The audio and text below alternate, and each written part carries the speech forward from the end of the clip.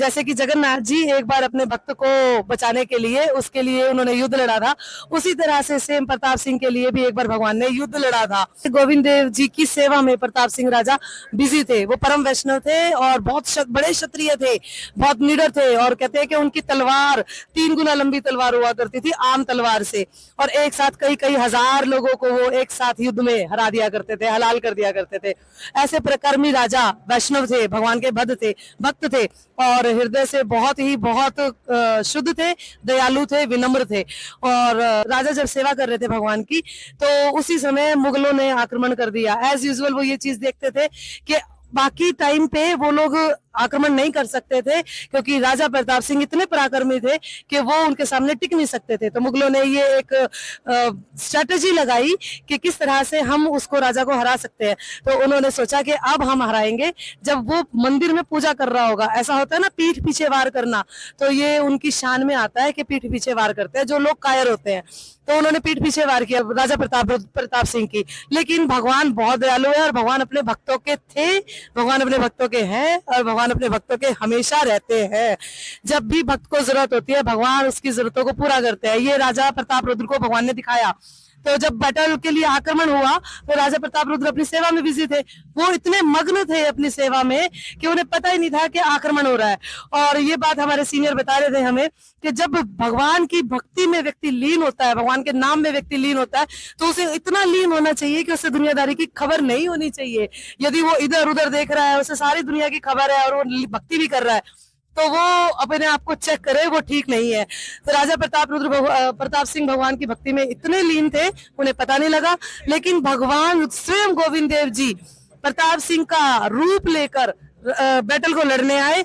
और जो उनके एक जयचंद करके उनके मंत्री थे प्रताप सिंह के, उन्हें लगा कि राजा प्रताप सिंह है जो बैटल लड़ रहे हैं। और ऐसी बैटल लड़ी भगवान ने कि एक तलवार से 300 लोगों को एक साथ बिल्कुल बीच में से, जैसे बाईपास सर्जरी करते हैं ना, वैसे बिल्कुल बीच में से उनको काट दिया 50-50 पूरा ऐसे। और एक मुगलों के एक व्यक्ति ने उस तरफ से सेकंड पार्टी ने एक भाला मार दिया राजा प्रताप सिंह के थाइस पे। और उन्होंने वो भाला निकाला और वहां पर एक कपड़ा बांध लिया। थोड़ा सा ब्लड निकल रहा था, धूल से भरे हुए थे, लेकिन विजयी थे। अपनी बैटल में विजयी होके वो वापस आए थे। सबने उनका बहुत बहुत बहुत सम्मान किया।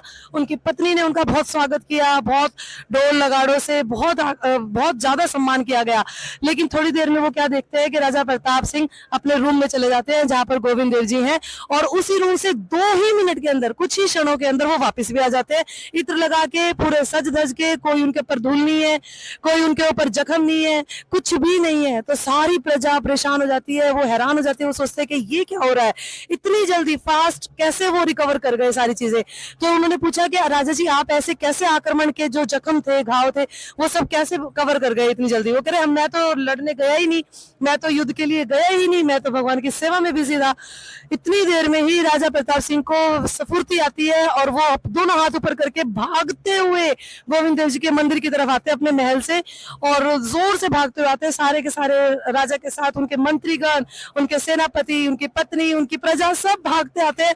और वो मंदिर में जब पट बंद हो रखे होते हैं, वो टाइम होता है पट बंद होने का, और पुजारी को बोलते हैं कि एक बार पट खोलिए, हमें देखना है भगवान को। तो जब भगवान को देखते हैं तो गोविंद देव जी पूरे के पूरे धूल में सने हुए हैं, उनके पांव पे जख्म बना हुआ है रेड सा, और उन्होंने वो कपड़ा बांधा हुआ है जो कपड़ा बैटल में राजा प्रताप सिंह ने बांधा था।